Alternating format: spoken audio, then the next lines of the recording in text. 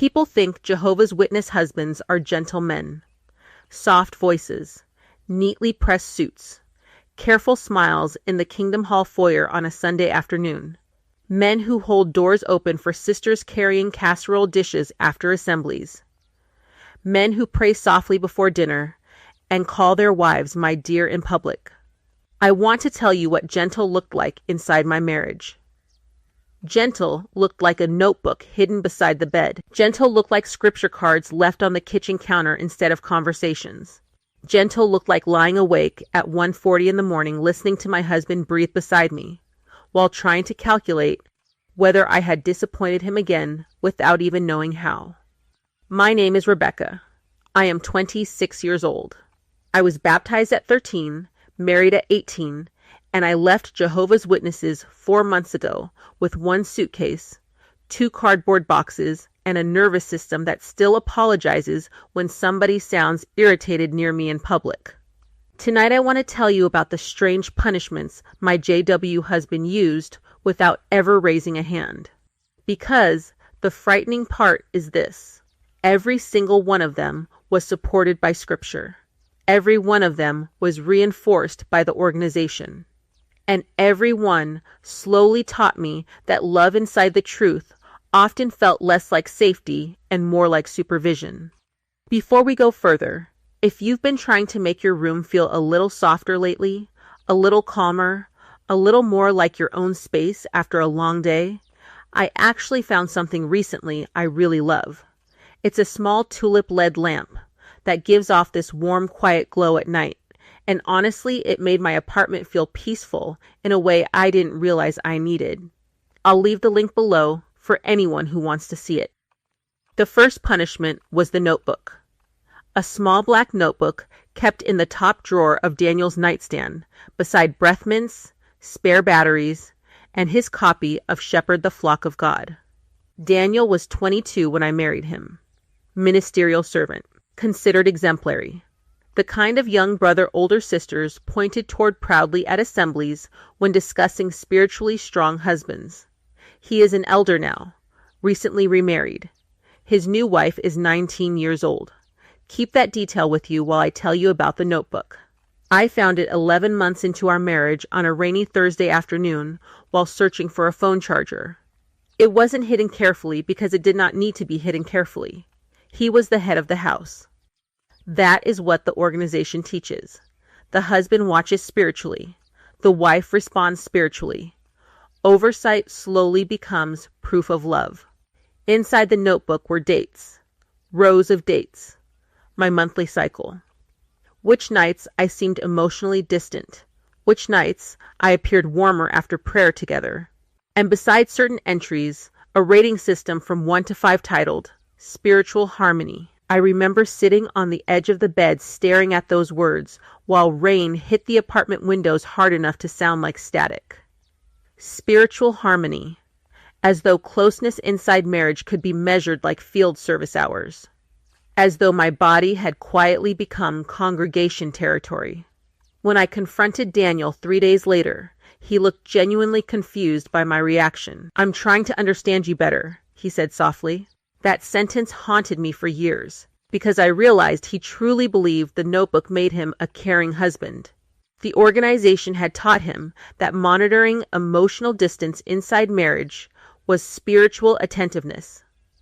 At 19, after finding the notebook, I simply closed the drawer and made dinner. That is the part people outside the organization never understand. You do not react dramatically because the control already sounds normal inside your own head. The second punishment was silence, not shouting. Daniel never shouted. Jehovah's Witness men are trained carefully not to appear outwardly aggressive. Anger damages spiritual reputation. Calmness looks godly. So many witness husbands become experts at quieter punishments instead. When Daniel felt disappointed with me, he removed warmth from the room with surgical precision. If I questioned something an elder said after meeting, he became distant for days. If I laughed too loudly around certain brothers in the foyer, his entire body changed temperature afterward. If I seemed emotionally tired at night, He withdrew into silence so complete it felt like punishment disguised as maturity. He still answered practical questions. Did we need milk? What time was service Saturday? Had I paid the electric bill? But everything soft disappeared. No lingering touch while passing behind me in the kitchen. No quiet conversation in bed after the lights went out. No gentle hand resting on my leg during car rides home from meeting. And in place of those things came scripture cards. Small handwritten verses slid silently across the kitchen counter toward me like receipts for my failure. Ephesians 5:22, Colossians 3:18, 1 Corinthians 11:3. I still have every one of those cards inside a manila envelope beneath my bed in Columbus. For a long time I thought I kept them because I loved him. Then I thought I kept them because I feared him. Now I think I kept them for the same reason survivors keep evidence. Proof the silence happened. The thing nobody explains about emotional withdrawal inside religious marriages is how quickly the body adapts to it. By year 3, I was apologizing before arguments even started because my nervous system had learned the warning signs already. The slower footsteps, the flat voice, the missing kiss before bed. Silence colonizes a house slowly. The walls begin holding it even when nobody is speaking anymore. The third punishment was the removal of privacy. Before marriage, I was an auxiliary pioneer. I drove alone in service with other sisters, bought coffee at gas stations early Saturday mornings, sat laughing quietly in parked cars before knocking on strangers' doors, pretending we weren't all secretly hoping nobody answered. Looking back now, those tiny moments were the closest thing I had to independence. After marriage, Daniel decided I should no longer go out in service alone. Protection, he called it.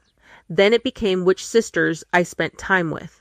Then whether I needed him present during phone calls with my mother. Then passwords. Then sitting beside me while I answered texts.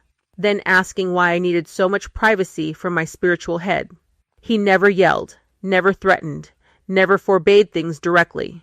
He simply closed doors one at a time and called it Jehovah's arrangement.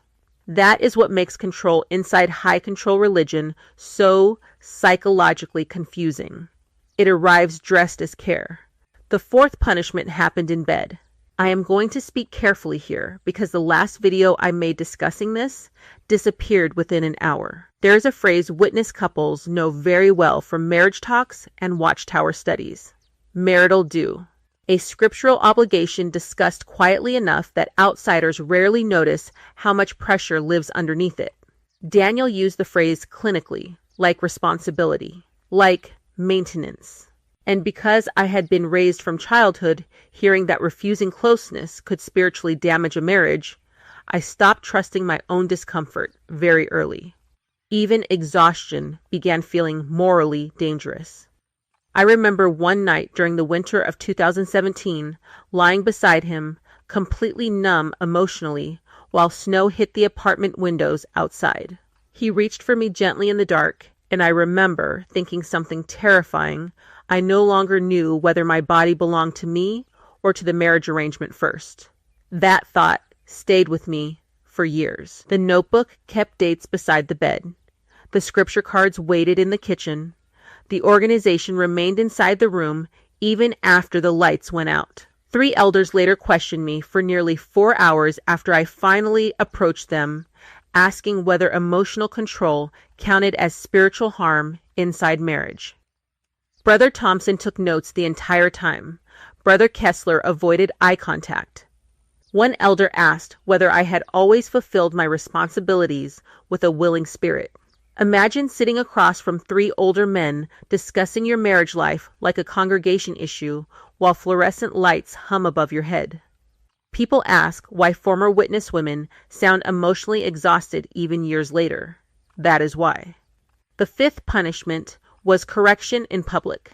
This one took me longest to recognize because everyone around me smiled while it happened. Daniel corrected me softly after meetings in front of other sisters. My watchtower comments were too emotional. My laugh was too loud. My conversation with a worldly coworker sounded overly friendly, always gentle, always smiling, always framed as loving guidance, and other women watched it happen without reacting because their husbands corrected them too. Different words, same hand, same doctrine. The summer before I left, a coworker named Megan looked at me over trays of cooling bread in the bakery where I worked part-time and asked me something nobody had